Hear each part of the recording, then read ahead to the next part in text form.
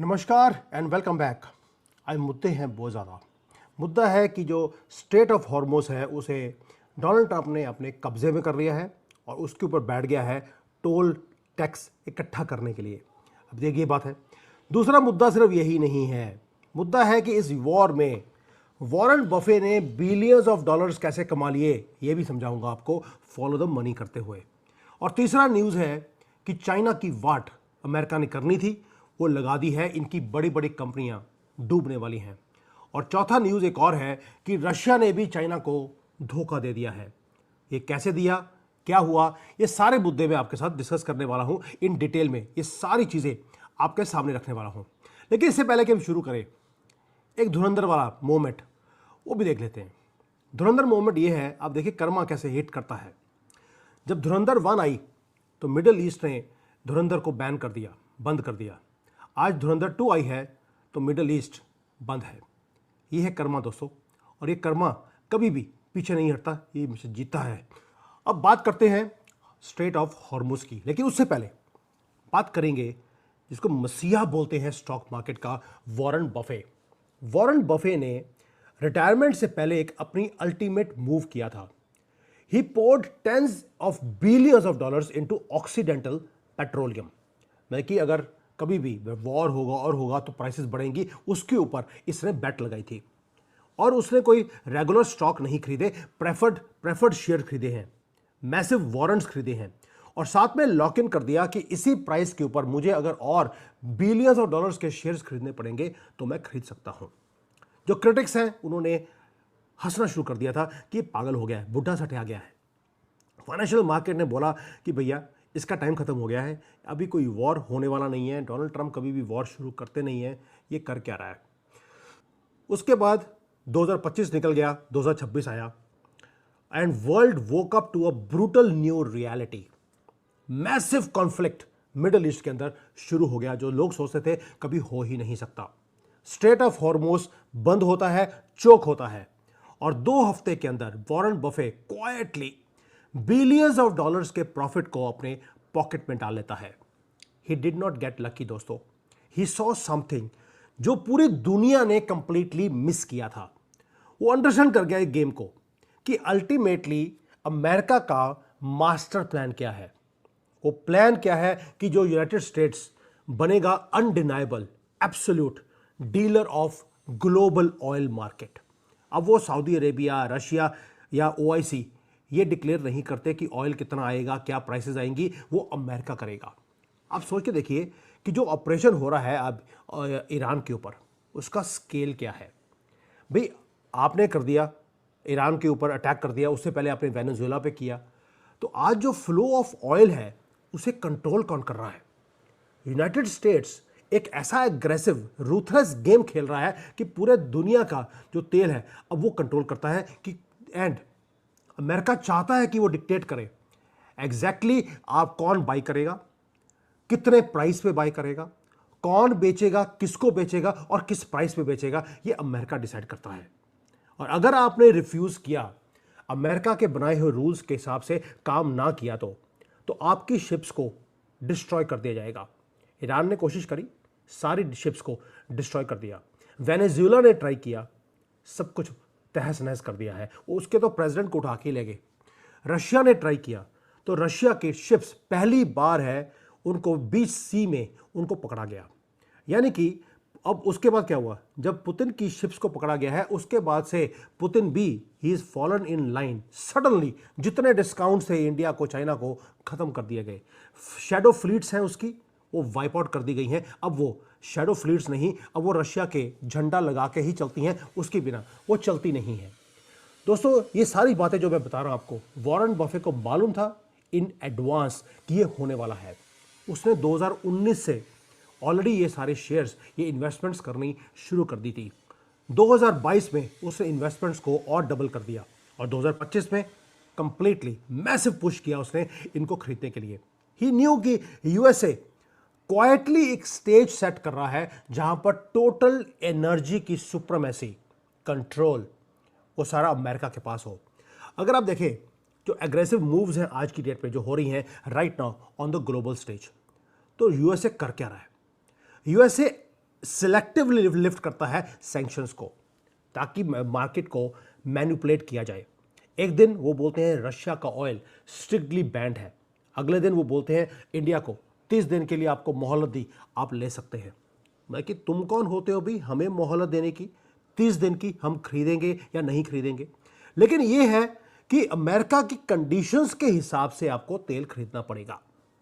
30 दिन की मोहलत ये है कि आपको तेल तो खरीद सकते हो, लेकिन आपको डॉलर में खरीदना पड़ेगा, आप इंडियन रुपी में खरीद नहीं सकते। हमने कहा भाड़ में जा, बट अमेरिका हर जगह पे ट्राई कर रहा है। अब ईरान का तेल 1979 से लेकर अब तक बैंड था, अभी उन्होंने बोल दिया ईरान का ऑयल जाने दो, कोई दिक्कत नहीं है। यानी कि जब मार्केट में प्राइसेस बढ़ जाती हैं तो यूएसए क्या करता है, फ्लड करता है तेल को मार्केट में ताकि प्राइसेस को कम किया जाए। और जब उनको लगता है कि मार्केट को कंट्रोल करना है, यूरोप वाले हमारी बात नहीं सुनते, कोई बात नहीं, इनके तेल की प्राइसेस को बढ़ाना है, वो चोक कर देता है सप्लाई चेन्स को। चाइना अमेरिका की बात नहीं सुन रहा, उसका वेनेजुएला का तेल, ईरान का तेल, रशिया का तेल, तीनों बंद कर दिए। आज मोहताज है चाइना तेल के लिए। यानी कि एक ग्लोबल एनर्जी कैसीनो शुरू कर दिया है डोनाल्ड ट्रंप ने, and Donald Trump has become the dealer. और आपको मालूम है कि कैसीनो के अंदर house always wins. Warren Buffett ने क्या किया, उसने हाउस के ऊपर बेट लगा दिया कि जो हाउस है ये खेलेगा ऑयल की गेम और हाउस जीतने वाला है। उसने उसके ऊपर बेट लगाया, बेट जीत गया। ये मैसिव पावर प्ले है जो सिर्फ मनी मेकिंग की गेम नहीं है दोस्तों, it is about global rivals. जो जितने भी हैं अमेरिका के, वो बेशक रशिया है, बेशक चाइना है, बेशक वो भारत है, उनको अपने घुटनों पे लेके आना है। मैं पहले दिन से बोल रहा हूं, डोनाल्ड ट्रंप का मुद्दा बड़ा क्लियर है, उसे चाइना को डिस्ट्रॉय करना है। और ये जो पॉलिसीज अमेरिका बना रहा है वो आपको दिखनी शुरू हो गई, उसका इंपैक्ट चाइना के ऊपर आना शुरू हो गया है। वो कैसे? चाइना ने क्या किया था, चाइना ने एक एम्पायर खड़ा किया पिछले 5-6 सालों में, जहां पर वो massive amounts of cheap sanctioned oil वो वेनेजुएला से, ईरान से, रशिया से वो खरीदते रहे। पेमेंट किया युआन में, और युआन का पेमेंट भी नहीं किया, उसके बदले में बोल दिया आपके कंट्री में जो इंफ्रास्ट्रक्चर बनाना है वो हम बनाएंगे। यानी कि कंपनियां भी चाइनीज, वर्कर भी चाइनीज, रॉ मटेरियल भी चाइनीज। तो आपने फ्री में बेसिकली तेल खरीदा इन सारे कंट्री से, और ये सारा काम किया गया डेलिबरेटली कि युआन में पेमेंट करेंगे ताकि यूएस डॉलर को नीचे किया जाए, डी डॉलराइजेशन तेजी से हो जाएगी। अब इनको लगा कि हमने लॉन्ग टर्म की एक विनिंग गेम हमने शुरू कर दी है, जहाँ पे डॉलर भी वीक हो जाएगा, हमारी जो इकोनॉमी है चाइना की वो भी बड़ी स्ट्रांग हो जाएगी, और तेल हमें फ्री में मिल जाएगा। लेकिन अमेरिका ने क्या किया, जिस कारपेट के ऊपर चाइना खड़ा हुआ था उस कारपेट को ही खींच के बाहर निकाल गया। और खींचा भी एकदम से है कि चाइना मुंह के बल गिरा है नीचे। सब जगह से तेल बंद, पानी बंद, हुक्का पानी बंद जिसको बोलते हैं, वो चाइना का हो गया है। नाउ अब यूएसए क्या कर रहा है, यूएसए ने सडनली दुनिया को बोल दिया रशिया और ईरान, इसका जो तेल है ये मैंने अपने कब्जे में कर लिया है, इट इज़ फॉर ग्रैब्स। यानी कि जिसको तेल चाहिए आप बिडिंग कीजिए, जो हाईएस्ट बिडर होगा वो तेल ले जाएगा। अब ह्यूमन रियलिटी बताता हूं आपको, अभी हुआ क्या है। एक मैसिव रशिया का ऑयल टैंकर था पूरा लोडेड, जो जा रहा था चाइना की तरफ। वो सडनली यू टर्न करता है साउथ चाइना सी में पहुंचकर, और यहां जाता है भारत में। क्यों? क्योंकि भारत ने स्टेप इन किया और रशिया को $10 पर बैरल हमने फालतू का एक्स्ट्रा रेट दे दिया उनको। रशिया ने चाइना से पूछा भी नहीं, ना ही हेजिटेट किया। उन्होंने चाइना को रशिया मानता है, या चाइना रशिया को मानता है अपना बहुत बड़ा या पुराना एलाई। रशिया ने एक बार चाइना से पूछा भी नहीं, उसे भारत से $10 फालतू मिले, उसने तेल भारत में भेज दिया। और अमेरिका ने पहले बोला था कि अगर आपको अपनी इकोनॉमी को ठीक करना है तो 30 दिन का टाइम देता हूं, आप रशिया से तेल खरीद लीजिए। अब रशिया का तेल जहां जहां जा रहा है, भारत ने एक्स्ट्रा डॉलर देकर वो तेल खरीदना शुरू कर दिया है। दोस्तों, ये है स्क्विड गेम, जियो पॉलिटिकल गेम जो चल रही है हमारे सामने, and it is working perfectly. वो क्यों? क्योंकि जो ये काम किया है रशिया और चाइना की जो दोस्ती है, आपको लगता है इसके बाद उसमें क्रैक नहीं आएंगे? इसी को तो कहते हैं कि आज की डेट में कोई दोस्त नहीं है, कोई दुश्मन नहीं है। और अमेरिका इस चीज़ों को यूज़ कर रहा है परफेक्टली। ये है एक ब्लो टू बीजिंग, जो ये ड्रीम कर रहे थे कि दुनिया के ऊपर हम राज करेंगे, हम युआन को एक डोमिनेंट एक करेंसी बना देंगे पूरे दुनिया के अंदर। खत्म हो गया। एक स्ट्रोक ऑफ पेन के साथ यूएसए ने फोर्स कर दिया दुनिया को दोबारा से डॉलर के ऊपर काम करने के लिए, क्योंकि तेल को उसने अपने कंट्रोल में कर लिया। 70s में भी अमेरिका ने ही तेल को कंट्रोल किया था कि अगर आपको तेल चाहिए आपको डॉलर में खरीदना पड़ेगा। दोबारा से वही टाइम आ गया, अगर दुनिया को तेल चाहिए, तेल पूरे दुनिया का अमेरिका ने अपने कंट्रोल में किया और खरीदना पड़ेगा डॉलर में। और चाइना अंदर से ब्लीड कर रहा है। क्यों बोल रहा हूं? इनकी जो सबसे बड़ी कंपनी थी BYD, crown jewel electric vehicle का, ऑन पेपर लगेगा बहुत बड़ा एक अनस्टॉपेबल कंपनी है, लेकिन रियलिटी में वो सर्वाइवल के लिए वो फाइट कर रहा है। डोमेस्टिक सेल्स कम हो रही हैं क्योंकि इकॉनमी डाउन जा रही है, और उसके बाद जो लोन है उसके ऊपर वो $600 बिलियन का है। एवरग्रांड का नाम सुना होगा आपने, चाइना के अंदर, जो डूब गई क्योंकि उसका लोन था $300 बिलियन का।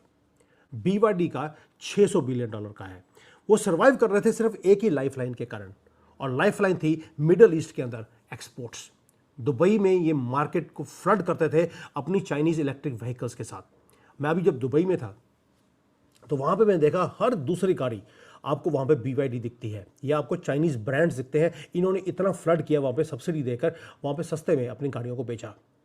कैश काउ था मिडल ईस्टर्न के लिए। अभी आज की डेट में क्या है? मिडल ईस्ट बंद है, एक्टिव वॉर जोन है। स्ट्रेट ऑफ हॉर्मुज बंद होने के कारण जो ये कमर्शियल शिप्स हैं वहाँ पे जा नहीं पा रही हैं। Hundreds of massive transport ships वो फंसे हुए हैं, ऊपर से सी फ्रेट्स बढ़ते जा रहे हैं। चाइना ने सोचा कि यार मैं अगर इसमें से जाने के बजाय मैं किसी और रास्ते से घुमा कर अपनी शिप्स को भेजता हूँ, तो 15-20 दिन का डिले है, फ्रेट के कॉस्ट बढ़ गए हैं, प्रीमियम्स बढ़ते जा रहे हैं इंश्योरेंस के, उसके कारण जो प्रॉफिट्स हैं वो पहले कम थे अब बिल्कुल ज़ीरो हो गए हैं। यानी कि जो इनकी बड़ी बड़ी कंपनियां हैं चाइनीज़ की, दे आर नाउ ट्रैप्ड। उनकी डोमेस्टिक मार्केट्स कोलैप्स हो रही हैं, एक्सपोर्ट्स बंद हो रहे हैं। एक ही लाइफलाइन था मिडल ईस्ट, वो ब्लॉक्ड है। यानी कि इस वॉर ने right now what is happening, this war is doing exactly what Donald Trump wanted. वो चाहते थे कि ईरान का जो ये मिसाइल प्रोग्राम है पूरे दुनिया के अंदर, ये जो जानवर क्रिएट करते हैं उसको बंद किया जाए, वो बंद हो गया। ही वांटेड कि ईरान का तेल उसके कंट्रोल में आए, वो कंट्रोल में ले लिया। ही वांटेड कि चाइना को घुटनों पे लेके आना है, वो घुटनों पे लेके आ गया। यानी कि ये जो वॉर है वो सिर्फ बॉम्ब से या अपाची हेलीकॉप्टर से, F-35 से नहीं लड़ा जा रहा, वो भी चल रहा है अपनी तरफ से, लेकिन एक्टिवली वॉर चल रहा है शैडोज में, जो मैं बता रहा हूं आपको। जहां पर वॉरेन बफे पैसे बना रहा है वॉर के अंदर, आप लूज कर रहे हैं, वो पैसे बना रहा है। दूसरा, अब डोनाल्ड ट्रंप ने क्या बोला? उसने बोल दिया कि हमें अब युद्ध के अंदर जो इनका खार्ग आइलैंड है, अब तो ओपनली बोलना शुरू कर दिया, जबकि मैं 3 दिन पहले बता चुका हूं कि मैरीन्स ऑलरेडी जापान से निकलकर वो खार्ग आइलैंड की तरफ जा रहे हैं। They are going to take over Kharg island. Nobody had ever dreamed कि ऐसा कभी काम होगा। Now America is openly saying हमें सिर्फ ये आइलैंड चाहिए, that is what we want. यानी कि अब ये जो वॉर है वो लड़ाई हो रही है सिर्फ पाइपलाइंस के लिए, शिपिंग लेन्स के लिए और कैश के लिए, कि जो दुनिया का जो ट्रेड है वो US डॉलर पे होना चाहिए। USA रेडिकली री इंजीनियर कर रहा है पूरे दुनिया की ग्लोबल इकोनॉमी को। वो डिसमेंटल कर रहा है चाइना के बेल्ट एंड रोड इनिशिएटिव को, piece by piece, port by port, route by route. अब चाइना का बेल्ट एंड रोड इनिशिएटिव गयो, क्योंकि डिस्ट्रॉय किया जा रहा है हर जगह पर। और दूसरा, जो ये शैडो फ्लीट्स था जिसको चाइना यूज़ करता था कभी रशिया से, कभी ईरान से, कभी वेनेजुएला से सस्ते में तेल खरीदने का, वो भी बंद हो गया। और साथ में एक काम और बंद हुआ है, वेनेजुएला इस पैसे को यूज़ करता था ड्रग्स को खरीदने के लिए, जो ड्रग्स अमेरिका में बेची जाती हैं, वो बंद हो गया। रशिया को पैसे जाते थे, रशिया क्या कर रहा था? वो अपने वॉर को फंड कर रहा था यूक्रेन के साथ, बंद हो गया। ईरान भी, सारे जानवर जितने दुनिया में फिर रहे हैं आपको, वो ईरान से ही पैदा होते हैं। भारत में भी 30 करोड़ जिहादी इन्होंने ही पैदा किए, पैसे भेज भेज कर, बंद हो गया। यानी कि ये सारी प्रॉब्लम्स भी सॉल्व हो रही हैं इस युद्ध के साथ, जो कुछ डोनाल्ड ट्रंप कर रहे हैं। नाउ जब दादा बन गया है स्ट्रेट ऑफ हॉर्मुज का डोनाल्ड ट्रंप, पहले तो नेटो ने मना कर दिया कि वो हेल्प नहीं करेंगे। आज बिल्कुल सेम लाइन पे बोल रहे हैं जो अमेरिका की है। Germany, UK, France, Netherlands, even Japan, सभी ने बोल दिया कि वो अपनी एस्कॉर्ट के जो शिप्स हैं वो भेजने वाले हैं, अपनी naval escort ships along with USA, ताकि यूएसए के साथ मिलकर जो स्ट्रेट ऑफ हॉर्मुज है उसको खोला जाए और अपनी शिप्स को बाहर निकाला जाए। क्यों एकदम से 24 घंटे में इनकी टूटी चेंज कैसे हो गई? उसका रीज़न है because they know what is happening and they know what will happen if they do not fall in line with Donald Trump। भी अगर आपको अपनी कार्गो शिप्स को सेफली बाहर निकालना है तो आपको अब टोल टैक्स पे करना पड़ेगा और डोनाल्ड ट्रंप वहाँ पर बैठा हुआ है। दूसरा, आपको अमेरिका के रूल्स के हिसाब से काम करना पड़ेगा, आपको झुक के काम करना पड़ेगा। अब आंख में आंख डाल के आप काम नहीं कर सकते डोनाल्ड ट्रंप के साथ। और वॉरेन बफे को ये सारी की सारी चेस गेम पहले से पता थी। ही न्यू कि यूएसए के पास अब एक ही वेपन रह गया है, वो है एनर्जी सेक्टर को अपने कंट्रोल में करने का। और यही है कि जो नया एरा आ रहा है जहां पर free and fair global trade खत्म हो गया है, डेड हो गया है। अब हम एंटर कर रहे हैं उस डार्क रूथलेस एरा के अंदर जहां पर एब्सोल्यूट कंट्रोल अमेरिका के कंट्रोल में आएगा। उनकी मजबूरी है अमेरिका की, उसे करना पड़ना था। एंड वॉरेन बफे न्यू कि अगर अमेरिका को अपने आप को बचाना है उसे अपनी दादागिरी दोबारा से दिखानी पड़ेगी दुनिया के अंदर। दोस्तों, the rules of the game have changed for ever. और अगर आप फॉलो द मनी नहीं करते, अगर आप अटेंशन नहीं देते इन छोटी छोटी चीज़ों के ऊपर, तो you will be left behind. दिल पे हाथ रख के बताइए, ये सारी न्यूज़ में से कितनी न्यूज़ हैं जो आपको इंडियन मीडिया ने बताई थी? और इंडियन मीडिया कवर क्या कर रहा है आज की डेट में? मुझे बताने की जरूरत नहीं है। They are lost completely the plot. Actual news is this, why and how Warren Buffett could make money from this war while everybody else is losing it. और कैसे स्ट्रेट ऑफ हॉर्मुज को अपने कंट्रोल में करने के बाद और Kharg islands को अपने कंट्रोल में करने के बाद कैसे ऑयल का दादा अमेरिका बनने वाला है और टोल टैक्स अमेरिका कलेक्ट करेगा। Now they will decide who will buy oil from whom and at what price। ये है ultimate game and this is where the war is heading towards. Thank you. जय हिंद, वंदे।